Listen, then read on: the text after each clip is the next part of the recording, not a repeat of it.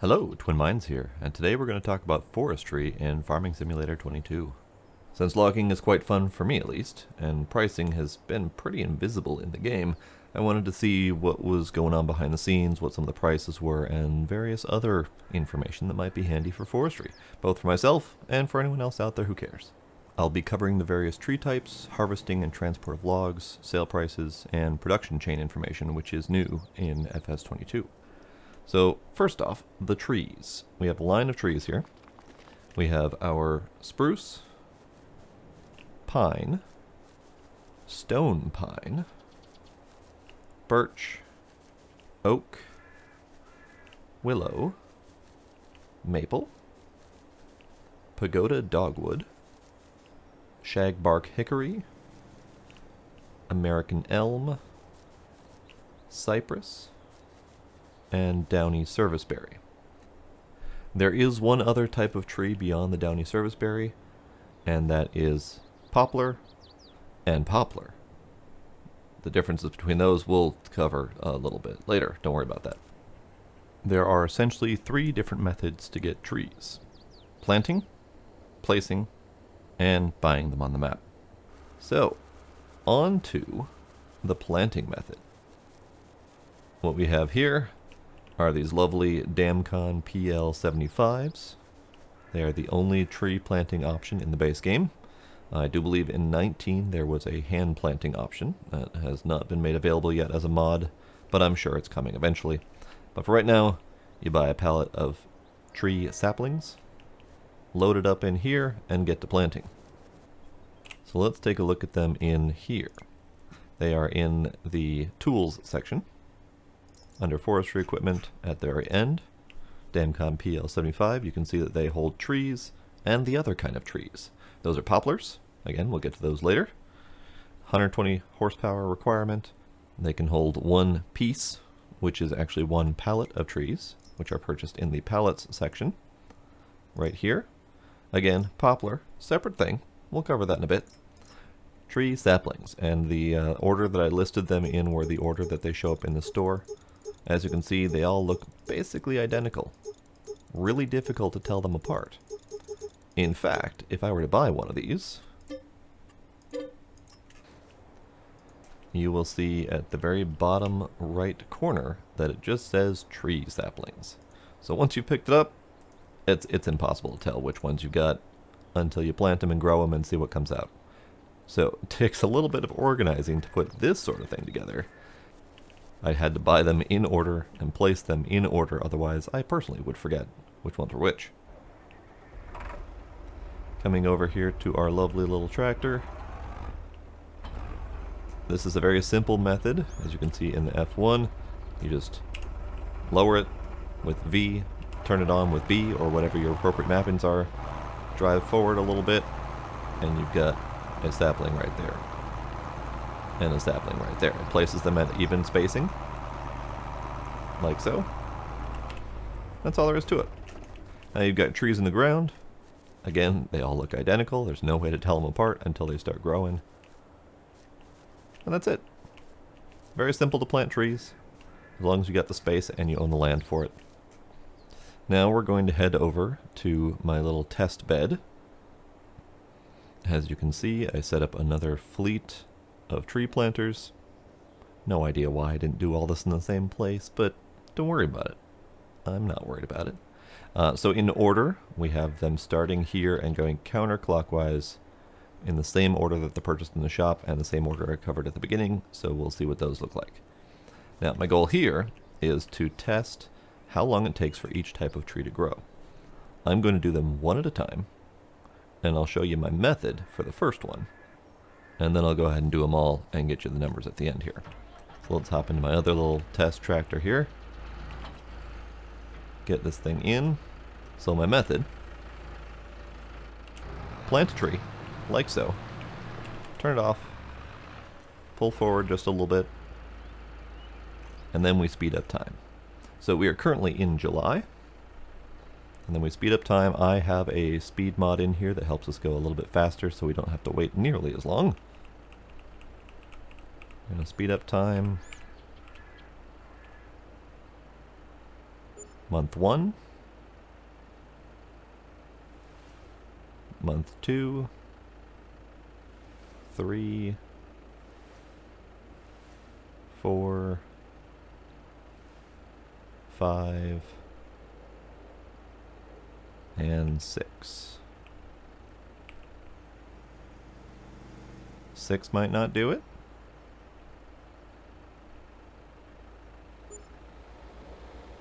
7, 8. So now that we've got 8 months on our first growth cycle, we put down another one.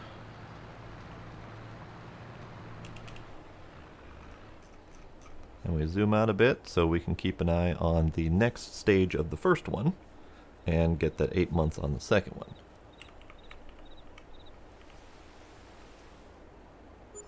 One, 2, 7, 8. I was kind of hoping for 8 on that second one there. There it is. I must have gone a little bit further in the day than I expected. So 8 months for the second stage, and 8 months for the first stage on this next one here. Alright, since this is so tall, it's going to be a little bit tricky to track these, but we'll go ahead and plant the next one.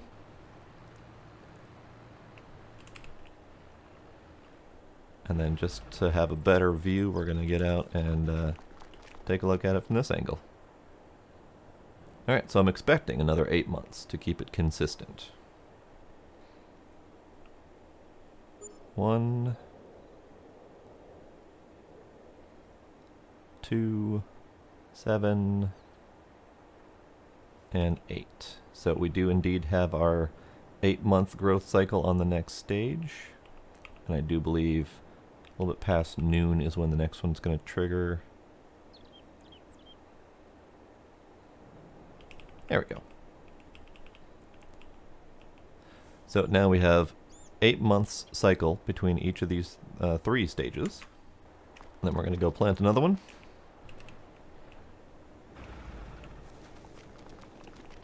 And then watch it some more. 1 and 8. Alright, so what we have here is a very obvious 3 stages of growth, from 8 months to 16 months to 24 months, and that is the max. So it is a 2-year growth cycle for these spruce trees to grow up to max. And if we want, we can just verify that just by going forward a few more years.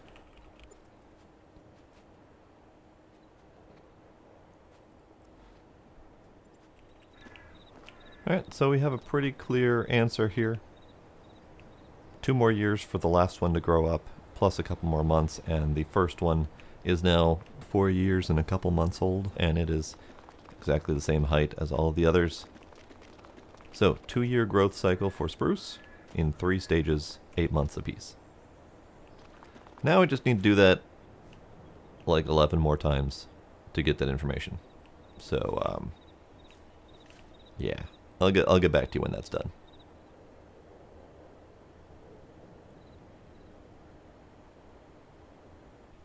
And here we are back at year 44 of tree growth testing. And we have a lot of trees. A lot of trees. The deer have moved in. They've been having a grand old time with their new forest. And we have some info. So let's go over that info. First we have spruce, which we covered at the beginning. 3 stages, 8 months each for 2 years total. Next we have pine. 6 total growth stages at 4 months each for another 24 months or 2 years. Then we have stone pine, which is the same as spruce, 3 stages at 8 months each for 2 years. Then we get to some of the different stuff. We have birch at 5 stages and 3 months each stage for 15 months, so a year and a quarter or so. And then we have oak, only 1.5 months each. Now the half was really messing me up because they were growing at weird times of day, weird stages. It took me a little bit to figure out that that was about a half a month. We have a couple others like that as well, and I'll cover those as we get to them. But this is only 4.5 months to get through those 3 stages to full growth. Willow, Now, I've seen reports of this one being bugged and never growing. For me, a single stage, 2 months. That's it. So, take that for what it's worth. This is the Elm Creek map. There may be differences between maps, and I might do a little bit more testing on that in a bit. But for right now, Willow, working fine, 2 months, single growth stage, done and done. Then over here, we have Maple. Again, a single growth stage, but 9.5 months to complete. And then we have Pagoda Dogwood. 3 growth stages, 4 months each for a single year of full growth. Then we have Shagbark Hickory. 4 stages, 6 months each, 2 years total. Then American Elm. Now this one was a little bit odd. It was another kind of sort of half month, so 2.5 months for each of the 4 stages. But those were more like 2 and like a quarter months, so it would grow 2 full days and then like 4 to 6 hours, something like that. I rounded it to 2.5 months just for even sake, for 10 months total. Then we have Cypress. Again, very similar story to the American Elm. 2.5-ish months per growth between 4 cycles for 10 months total. And then the Downy Serviceberry, which really just wasn't worth testing, and we'll cover that in a bit. 4.5 months for 4 growth cycles, 18 months total. The other way to get trees, aside from planting them, is to buy them from the construction menu under trees in the landscaping section. Different maps have different available trees. Elm Creek has the widest variety. We've got American Elm, Downy Serviceberry, Pagoda Dogwood, Shagbark Hickory, Birch, Oak, Willow, and Pine, with a couple of the other options not available on this map, available on the other maps. But you can place them down just like you can with any other placeables. They do match up with their listed size. So you can see here the large Pagoda Dogwood matches up with the largest variant here. And then we've got Shagbark Hickory, which is this one right here. And they are identical as far as I can tell. I will be testing just to make sure they're identical, including sale prices.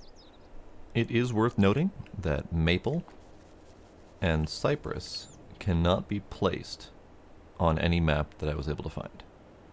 Those two. All of the other trees are available on some map or another, but not Maple and Cypress. But yeah, that's the other way to get trees. And of course there are trees scattered throughout the map, and they all line up with various types of trees that you can get through planting or through placement. These are, of course, somewhat free as you buy them along with the land. A lot of land prices do tend to include the value of the trees, so just beware of that when you're buying land that has lots of trees on it.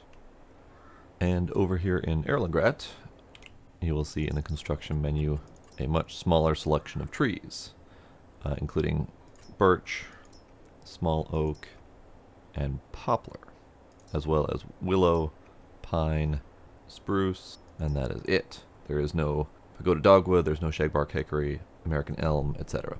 So, the one that I wanted to show you, of course, is poplar. Now, the reason I've got a cypress tree grown up here is A, I was testing to make sure that I wasn't going crazy, and B, it has a very similar profile to the poplar. Poplar being only placeable in this form, in 3 different sizes, as you can see here. It cannot be grown, despite the fact that they have the same name. This is an entirely different poplar, which we'll get to later. They are only placeable, they cannot be grown, and they are only placeable in Erlengrat and Hot Baileron, or however you choose to pronounce that. They can be cut down, but testing shows that they sell for less than it costs to place them, so again, decoration purposes. They are nice looking though. But they have a somewhat similar profile to the cypress, which is why I wanted to have that right next to them to show. Alright, back to Elm Creek. Other thing to note, the Downy Serviceberry cannot be cut down in any way. At least not through chainsaw or machine. They just don't interact with it at all. There's no interaction. The tree might as well not exist. You can, however, mulch. Mulching is a thing through various sets of other equipment that's available over here. We have mulchers, and stump removers attached to various machines. And these are designed primarily to clear grass, clear shrubbery, so this kind of shrubbery here, and they will affect the Downy Serviceberry as well. Don't know about the stump remover, but we'll find out. Now this Raptor is purposely designed as a forestry machine. It's heavily armored, etc. But ultimately, it's little more than a treaded tractor with a 3-point mount on the front. So if you're feeling extra ambitious, you can use this thing as a regular old tractor. It's slow. It only goes up to 7 miles per hour or something like that. So it's not going to be very quick, and as I said, it's only front mounted. So you're not going to be able to drag any machinery unless you feel like going backwards. Which it can do, both directions, same speed, 12 kph, about 7 miles per hour. So if you feel like it, go for it. But this is designed as a forestry machine. Now it appears to me, at the very least, that stump grinding is about as effective in this game as it was in 19. It works occasionally. Sometimes if you fiddle with it enough, you can get it to work. But generally speaking, you're going to have a hard time with it. But if you need to remove stumps, that's your way. There's no way to sell them or anything else. Let's try it with the mulcher. Oop, not back up. There we go. The mulcher seems to be working a lot better. Mulcher definitely seems to work a lot better. You'll note that it takes out the ground terrain as well. I'm not entirely sure, but that looks like... yeah, it looks like that has cultivated the ground as well. Interesting. Was not aware. But if we take this over to the Downy Serviceberry, it should work just fine. Now, I do believe that this can be used to take out entire trees as well. Let's see about opening that up.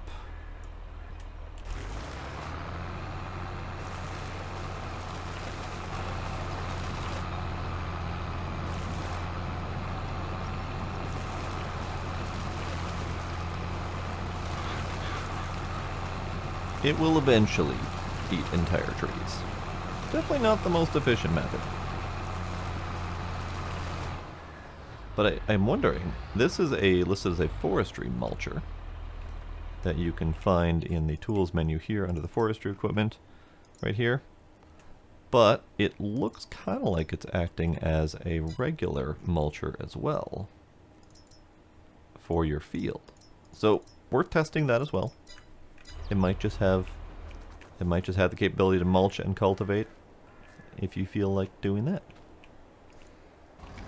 I got myself distracted trying to mulch that willow that I totally forgot to test out the Downy Serviceberry. That was my whole purpose of driving this thing over here. Alright, Downy Serviceberry. Get mulched if you would please.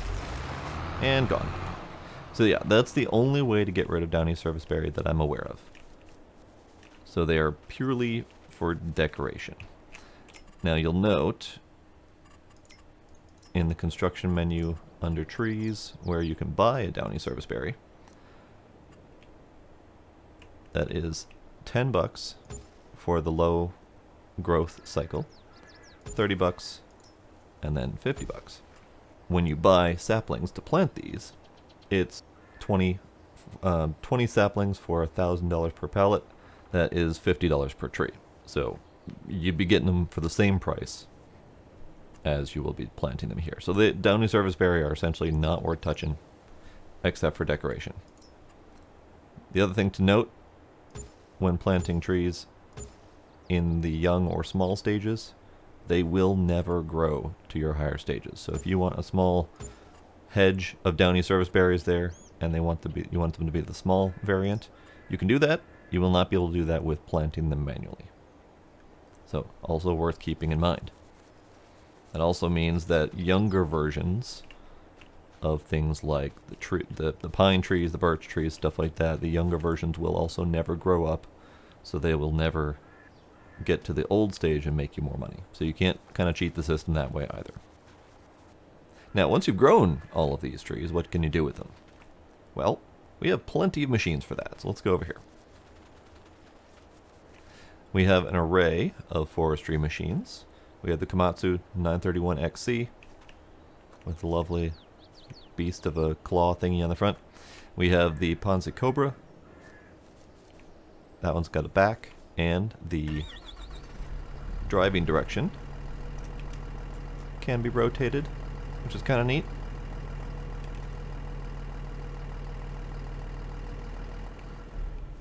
And then we have the Rotney H21D.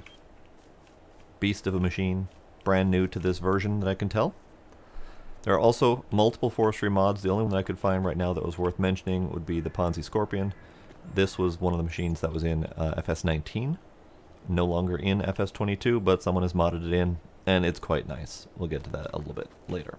So those are the main machines that you can use for harvesting by machine. There's also chainsaws. As many of you may know, chainsaws work just fine. You just pick a tree that you want to chop down and get to chopping. So let's go over to my other test bed where I have some machines already set up. These are the various machines. Now the first thing to note is this tree is too thick for this machine.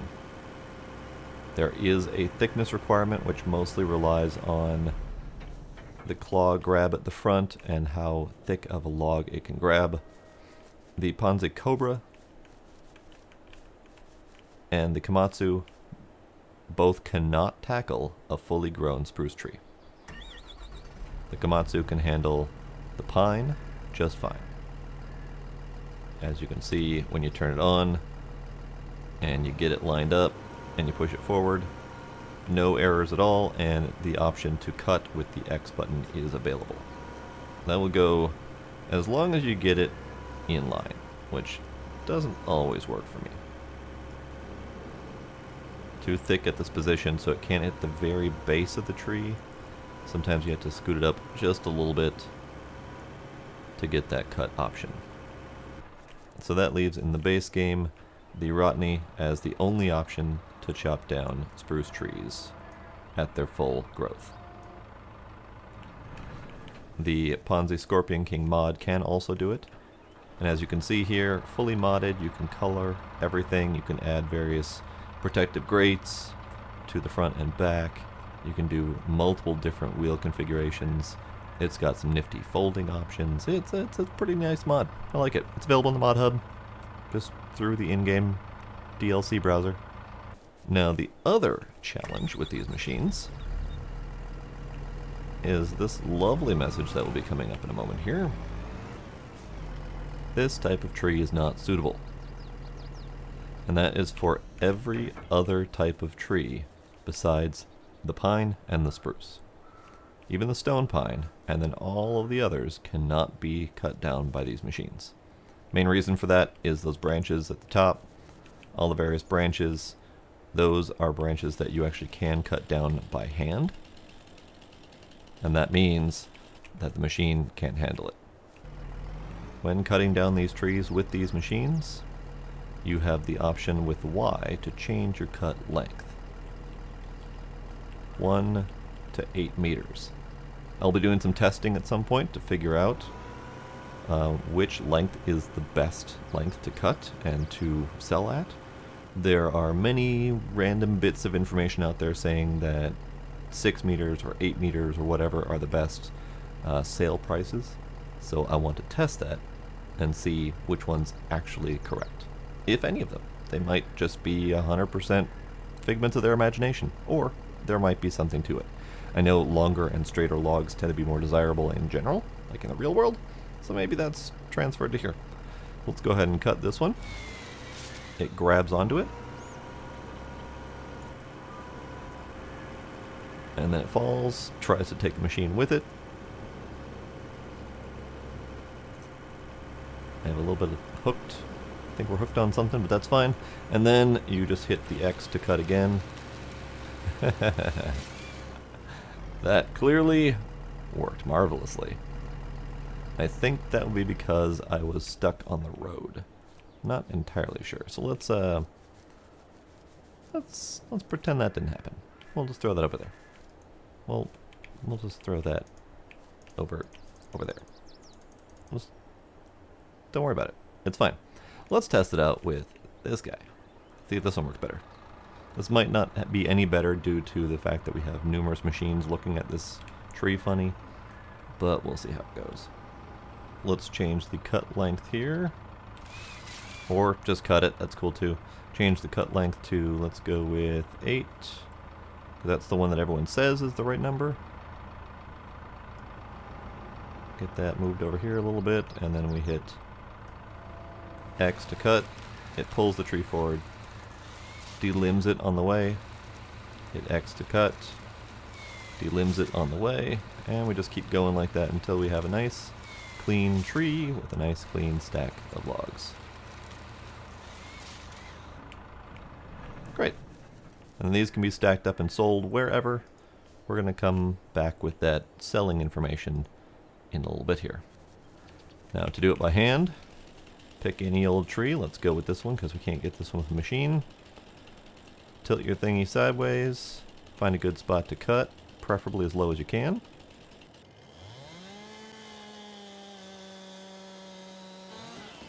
And you cut it down and hope that it doesn't explode into a large amount of textures.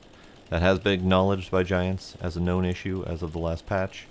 They're most likely going to fix it. I wouldn't worry too much about that, but it's definitely an interesting look while it's there. So with ones like these, you do have to, well, you don't have to, you certainly can delimb them. And it makes them a little bit easier to work with. Maybe we can delimb it. There we go.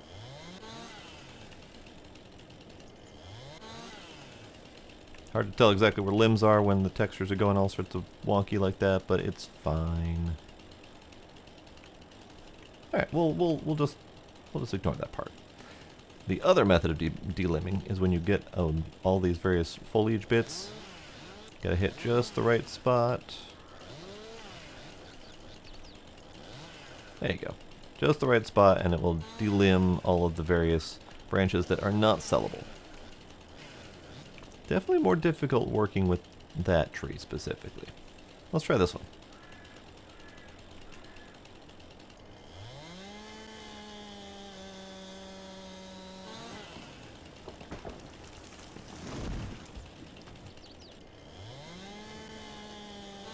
Plenty of delimbing to do on these trees.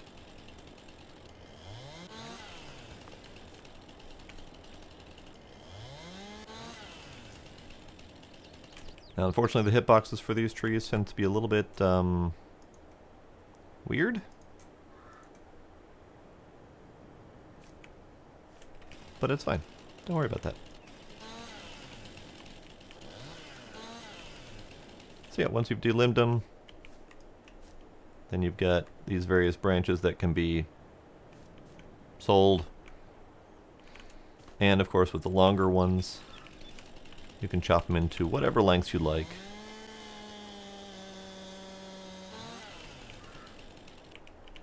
Now you may notice the red hand there. That is actually not base game. That is from the Lumberjack mod. That is another mod that deals primarily with cutting down trees. This mod actually extends your reach. As you can see, the red hand is all the way out here. Gives you potential temporary super strength, or just double tap, get permanent super strength while you've got it toggled on. And it just lets you deal with logs a little bit better because the base game carry weight is kind of low.